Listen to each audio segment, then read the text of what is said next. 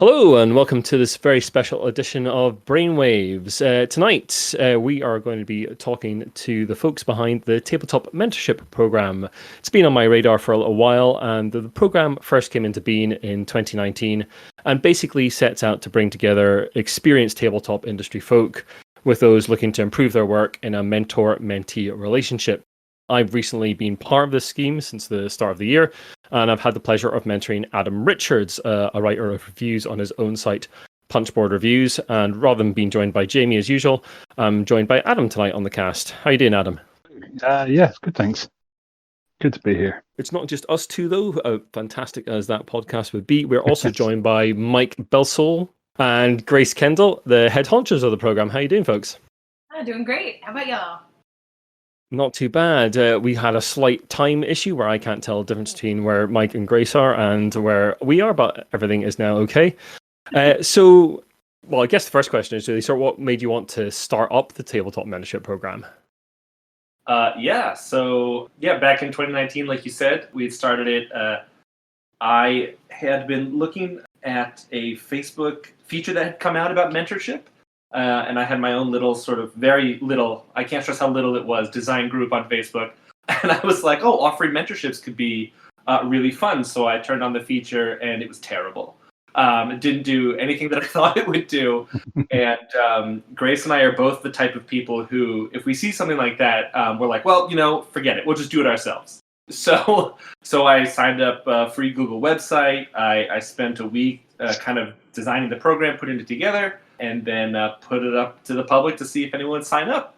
And a bunch of people did, to my delight. So that was great. It was really good. But yeah, it just started as kind of a way to connect people, because like this industry is so built on networking and meeting people, and it can be so intimidating as an up-and-comer to feel like you're on the outside of the board game industry looking in, right? Yeah. When really there is there's no hard line to it. You just need someone to kind of invite you in, right? In some respects. So that was kind of the genesis of the whole program. Did you feel much like that, Adam, when you first set out to do reviewing, that you were sort of looking from the outside in? Because I know I did a little bit when I first started reviewing, like however long ago it is now, quite some time ago. Yeah, absolutely. I mean, it's one of those things where you start off doing, I thought I'm going to do this for myself, but then you start seeing other people doing it, and you think these people, and by and large, the people in the industry and the creation side of it certainly seem like nice people on the whole. And it was nice talking to them. And you do get a bit of what you see a lot of people talking about. You get that imposter syndrome where you think, I'm not on these guys' levels. I shouldn't be talking to these people. Who am I, sort of thing. So, yeah, it seems like it can be very hard to break into what you see as an inner circle. Yeah. When in reality, that inner circle probably doesn't exist, but it's just the perception you have of it when you're coming at it from the outside. Yeah, I mean, I still have that, like, however many years in is reviewing and like approaching people and talking to, especially when people give me games, it still confuses me. It's just one of those things that will never stop confusing me. Oh, people have sent me games to review and they actually trust me with their product in a way. Yeah, it's always nice. How many people did you have in that first year, Mike? I think we had 37 matches, so 37 mentorships, which is a great number, well beyond what I thought people would sign up for. So it was a great success from the start in my mind. Well, I mean, that's great. I mean, what's that grown to in the last intake? Yeah, the last session we had 148 mentorships. Wow. That's some growth. That's some growth. Yeah, pretty significant growth there. We're expecting to like crest 200 for the next session. Yeah, that's fine. And you're recruiting for that right now, is that right? Yeah. Yes. Yeah. Yeah. Fantastic. So what sort of mentorships does the scheme offer? Is it across all sorts of aspects of tabletop? Yeah, so it's across the disciplines, just depends on what people bring to the table. Sometimes we're very surprised by what people apply as a mentor or as a mentee looking for or offering, and we try really hard to connect those people. I think 2 mentorship sessions ago, we had some translators doing localization work. So that was a really exciting, surprising pair. But yeah, across the disciplines, we primarily get board game designers because that's our background, but we also have a small but growing tabletop RPG community that we're trying to learn and connect with, and that's wonderful. And then reviewers like your fine selves. and content creators kind of across the disciplines. As people get more into streaming, we're finding a lot more people looking for video assistance and community building, social media marketing, that sort of thing. And a lot of people looking to publish as well, whether it's kickstarting or starting their own publishing company. So a real wide variety. We've had some distributors. Yeah, I was going to mention the distributors. Yeah, that was a fun pair Wow. to match up. Yeah, it was. Yes, we helped someone, or we paired someone up with someone who helped them start a distributing warehouse in the UK, actually. Oh, so, okay. Yeah, it's really interesting stuff. So yeah, really across, starting from like, just the solo person who just wants to get their first game going to like, the person who's like, oh, I want to actually distribute all the games, it's really runs the gamut of the industry. Yeah, art and illustration too, graphic design. Yeah, much. all of it, yeah. Is the distributor is probably the most unusual pairing you've had. I would have expected a distributor pairing at all. So anything more unusual than that you've had? I think the translator one was unusual only because we had one person sign up to be a translating mentor from, a Japanese translator. And we had one person sign up to be a translating mentee who also wanted to do Japanese. So the odds of just translators signing up on both sides, then the double odds of them both wanting to do Japanese is incredible. So that was really, really surprising when that happened. But we were so glad and excited to pair them up. A couple stories like that where people are like, "Oh, I'd love a mentor who speaks Greek, but you probably don't have that." And then we had, exactly. So so you never know. But yeah, I mean, it was quite nice for Adam and I because like we're both in the UK, we're both writers, but Adam writes about much different stuff to me, so it's been a bit of an eye opener for me as well because I can like read about games I'll probably never play, but he writes very well about them because they're just not my kind of thing, really.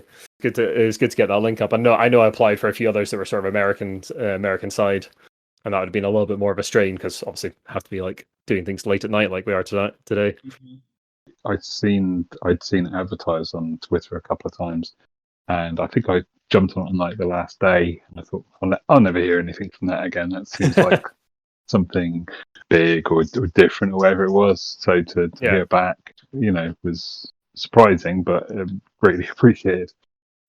Yeah, I've been sort of like I had my eye on the program for a while because I thought it was great initiative, and just the last certainly over like 2020 is like I'm in the bicycle industry in my day job, and it just went nuts. So I was just wiped constantly. So I basically ignored it for last year because it was just too exhausted to actually do anything with it. But it's calmed down a little bit this year, so I actually took the plunge, and it was really nice to be linked up with Adam and actually like. I think it's nice for mentors as well as mentees because it's an interesting thing where you try to explain the thing you do to someone. Kind of solidifies it in your brain a little bit, like the sort of lessons I've taught myself. Like actually articulating those is actually quite an interesting experience. Like trying to like put them into words that make sense and are not just the gobbledygook in my brain. It's an interesting experience. It's an experience, and hopefully hasn't been too crazy for Adam as I try and explain what I mean by things. No, not at all. I mean, I had no idea what to expect at the outset, and it's one of those things where, especially with something that's so personal as creating something or writing something, and I imagine it's very easy to come into it with a mindset of, this is my baby, I'm going to protect it. Don't you dare say anything bad about it. Yeah. By doing that, you're completely defeating the purpose of signing up for it in the first place, which is for somebody to look at it with an objective eye and say, it's okay, but I think, lessons learned, these are the things you should be concentrating on. This is what makes it a better thing. These are the best bits that you do, and these are the bits that you can forget about. When you sign up as a mentee, one thing you have to remember is that we don't have like a roster of mentors for people. Everyone signs up at the same time. So mentees and mentors sign up for the session at the same time. And so when you sign up as a mentee, if you're paired with someone, it's going to be a person who's intentionally there. Do you know what I mean? So they want to help you, and hopefully that takes a little bit of sort of the pressure off of like, I have to be great at this, or, I mean, what does that even mean? I have to be great at a mentorship, but like, I have to, be impressive. Be impressive in some kind of a way. When these people who are signing up to be mentors on the whole are kind of a certain type of person who's very, generous, who saw the initiative, liked it, and thought they had something to offer, and really wanted to give back. I mean, nobody's paid for this, right? It's all volunteer time. So, just realize that that's the person who's trying to help you, right? Is someone who's actually invested. So the sort of other side of the mentorship program, well, there's a couple of other sides of mentorship, but the first one I want to talk about is you have sort of the Discord, which admittedly I have not engaged with a massive amount during the time of the program, but you have a bunch of speakers that come along as well. And I was just wondering, you've had a lot of great speakers, including a guy I incredibly respect, Dan Thorough, who's a massively great review writer, just fantastic. I still haven't actually watched his thing, but Adam has and said it's great. I really need to get around to it. But I was just wondering if there's anybody like you haven't had on the program yet that you'd really like to get along to give talks. If you got sort of a dream list of people you'd like to get along. Ooh, that's a good question. We're putting together the next speaker series now, so some of those people are coming up, which is pretty cool. Yeah, I mean, we'd love to have Elizabeth Hargrave come give a talk and do a little Q&A. That'd be amazing. We always have kind of people in the back of our minds, but we craft the speaker series sort of intentionally. So, I mean, there's tons of board game people to choose from. That's for sure. Really great people we want to work with. Having that focus narrows it down to just those few. So eventually we're gonna figure out a way to get Elizabeth in there because that would be really fun, I think. Yeah, for sure. Yeah. I really enjoyed them. Really got a lot out. The time difference meant I couldn't watch many of them live, but I watched the recordings and the recordings from the previous intakes that you've had. And it was really good watching the ones that were focused on the thing that I was there for. So watching Eric Yurko and Dan Throw, as Ian was saying then. But like, I went on there and I watched other ones as well that weren't, they were more adjacent, if you like. So I was watching Matt Leacock's thing. And even if it's not directly what you're there for, there's still loads to be drawn from just hearing those people, who generally are at the top of their class in whatever field they're in, giving insight on their side. And it just helps you get another viewpoint, another way of looking at what you were doing as well. So it's really good. I watched I watched Danny's one as well, which you guys introed, I think, didn't you? Which was great. Yeah, I need to get around to that one as well. There's a few of them I need to actually sit down and watch. I'm actually off holiday next week, so I actually might get a chance. Nice. Yeah, Danny was someone that was on our list of gets, and we really wanted to work with. Yeah, we're really excited. That was a great one too. Yeah, on social media. Oh, the presentation was great. And Adam, I love what you said about, even though they weren't directly related to your creative field of choice, they are adjacent, and watching them helped in some way, because I think something that we're always like sort of pushing back against sometimes is when people say like, oh, there wasn't a lot here for, game designers, or wasn't a lot here for my field. It's like, yeah, that's accurate, because we are trying to be multidisciplinary, so we try to spread it across, and we're building up this library of videos that people can refer back to. But I think if your desire is to like work in this industry, it's important to know about the parts of it, not just yours, right? If you're a designer, the more you know about art and distribution and product design, the better designer you'll be, and social media and all that other stuff. It all ties in. So no, I appreciate you saying that and that perspective on it. And in the same vein, I would say that I reckon designers would get a huge amount of watching Dan's talk as well, the one we were talking about, because that was really interesting, because that was him, that was a reviewer talking to game designers and basically saying, I don't think you know what you're talking about a lot of the time. And the silences in the room when he was asking them, what's the difference between a theme and a setting? And people just not unable to reply. I think, it's eye-opening, a lot of it. Yeah, I really need to get around to it. I've got a lot of respect for Dan and his writing. He's just fantastic. He's just, like one of my sort of review heroes, just an absolutely amazing writer. Fantastic. Yeah. Oh, absolutely. Yeah. So the sort of third tier of your program is the sort of micro grants. Can you talk sort of through how that works and like how that's been going over since you started the program? Yeah, we started our micro grants program last summer, so we're coming up on a year. Every month we give 3 $100 grants to underrepresented creators in the tabletop community. So again, multidisciplinary. It's a short application of 3 questions that just helps our review boards learn more about what projects people are working on, why they're excited about it, and how $100 would make an impact towards that project. And we've sent funds around the world for all sorts of really amazing projects. It's been really exciting to see what an impact even a small amount of money can do. And in a lot of countries, $100, which is what we send out, goes a lot farther than it does here in the US. So it's really nice to be able to have a larger reach, because sometimes our impact is really local, and it's nice to be able to connect with people all over. How do you go about raising the money for those grants? We started with a crowdfunding campaign through Indiegogo, and that funded the first chunk of microgrants. And then from there, we've had some private donations that have kept rolling in, which have meant we haven't had to stop and fundraise specifically for it again, which has been remarkable. Great. We work with a different review board every month so that we don't have our own personal bias checking in on what games or projects are selected. And some of them have been really generous, not only with their time to volunteer and review applications, but to donate additionally as well. Cool. That sounds great. Yeah. So yeah, the program's been running for a couple of years now, and you sort of run 2 or 3 of these a year, is it?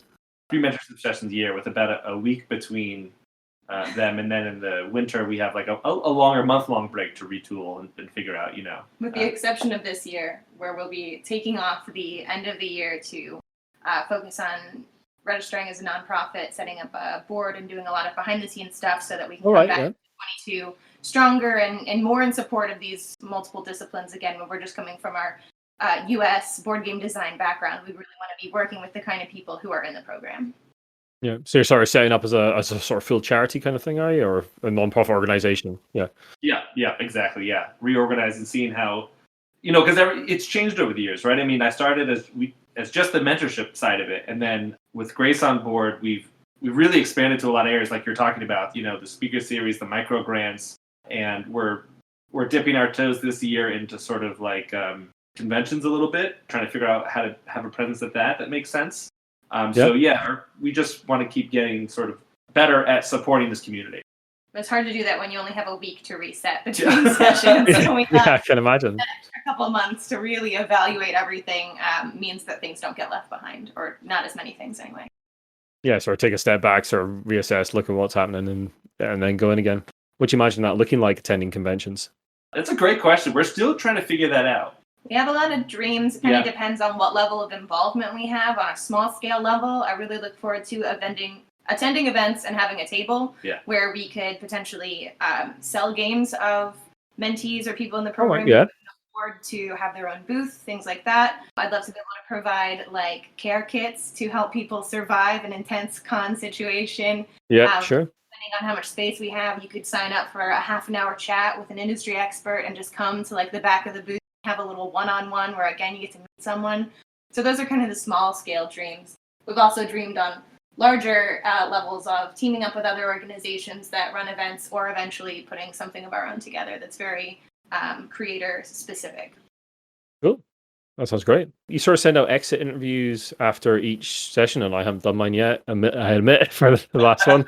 I will get around to it. So you've also had a lot of feedback from the sort of hundreds of people you've helped over the last couple of years. What have you sort of changed? What's changed since you first set up, and like sort of what from how you imagined it was going to be to now? What sort of changed over that period of time? Oh my gosh, So everything. Really, honestly, anything that's changed is because of the exit surveys. When we started, we were matching 37 people, we had 37 matches, and we did them all by hand. We wrote everyone's information by shorthand on like a little Post-it basically, and would lay them out on the table and then try to figure out this giant puzzle of who fits with where. And the big change that helped with that is we now allow mentors to kind of help influence that decision. So they'll get a chance to look at the mentee applicants and pick up a few who that they would be interested in helping. Because while our application is thorough, it doesn't capture the complete picture. So having the person who's directly, helping that person, responsible for choosing that person, was a huge help. One thing we try to track is like the strength of a mentorship, and since we have done that, they've been much stronger. We've been getting exit surveys that have been so much stronger. People are so much more happier on the whole with their partner because of that. Yeah, great. Yeah, I mean, Adam and I have had a great relationship over the course of the over the course of the mentorship, I think. And Adam, anyway.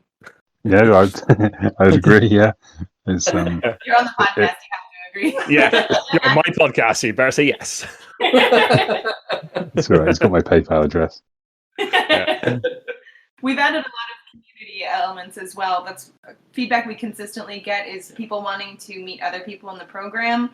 Yeah. Been slow but determined to implement more programs that help that. So we've added roundtable discussions and socials through the Discord and other ways for people to meet each other. And we've partnered with some groups for the next session to really add some like playtesting events and game days so that people have more opportunities to meet each other. So it's not like you're just meeting your mentor. And for some people, like, not every mentorship works out. Not everyone is a great fit or is able to do it for life circumstance reasons. So keeping additional options for people are really beneficial. So they have other places to reach out to.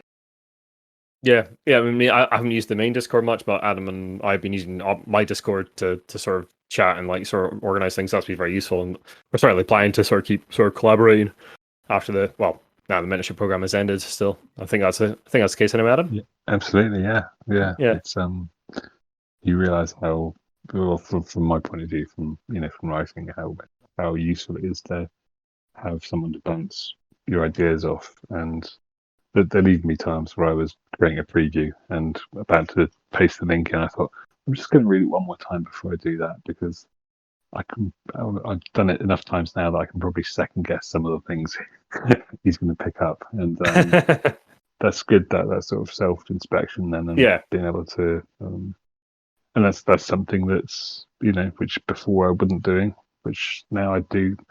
So it's something I've learned, something I can take away at the end of this.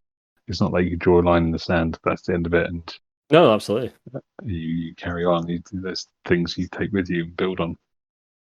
Yeah, no, totally. And you've like helped me out with some of the website optimization stuff as well, because that's sort of your area of sort of job expertise as well. So that's been really useful to me. And it's just, like I said earlier, it's just useful to articulate sort of like writing advice. It helps me write better as well, because it sort of solidifies it in my mind.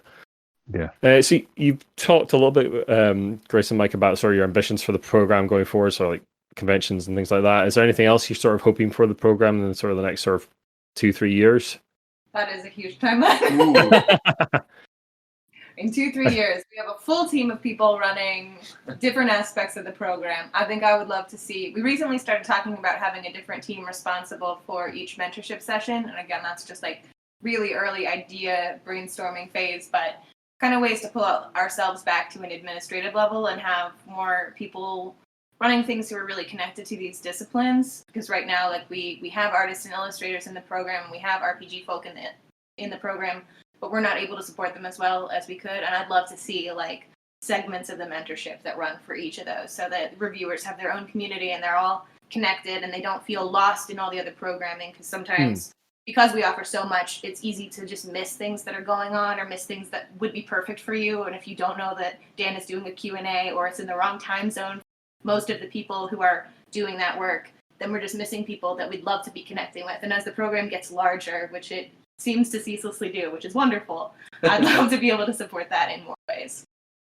Yeah, one of the things I sort of regretted not doing was like sign up to like lead a round table or something, because I realized at the end there wasn't a lot in the way of sort of reviewers or critics sort of round tables, and it'd been interesting to do something like that. Just didn't quite have the time, unfortunately. But yeah, no, I can understand wanting to sort of split up a little bit more so everyone feels like they've got their own bit of the program.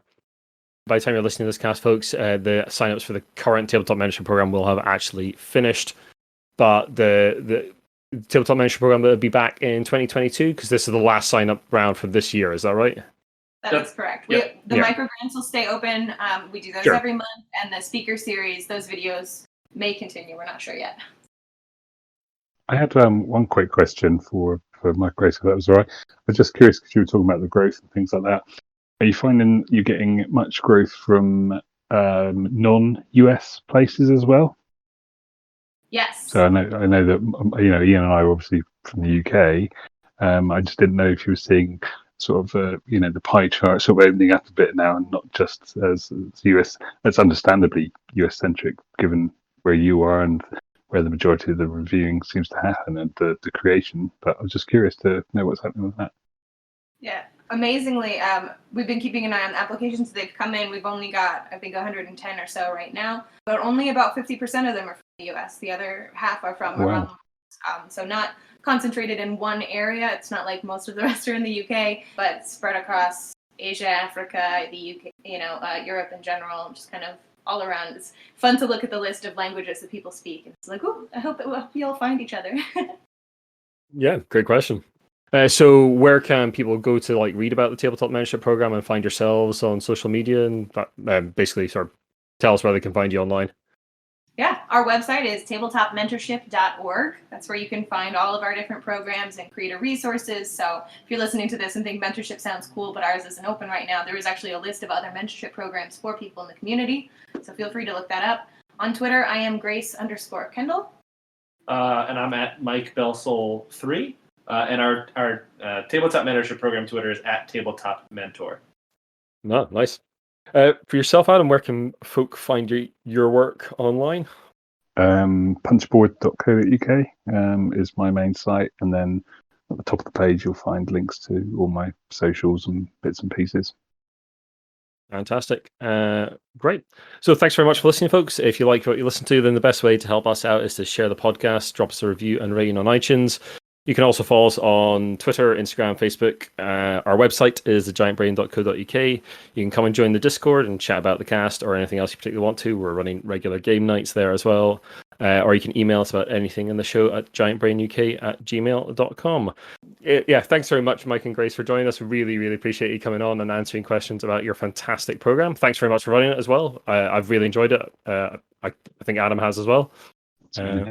Oh, yeah, I was just going to say, thank you, Ian and Adam, for signing up and, taking that brave step and contributing. Yeah, we super duper appreciate it. Thank you for having us on. Yeah, and for talking about the program, too. Sometimes people finish their mentorship and they just keep going on with their lives, and we never hear from them again and wait for the time. But it's nice to hear that y'all got along well and are going to keep carrying forward, too, which is wonderful.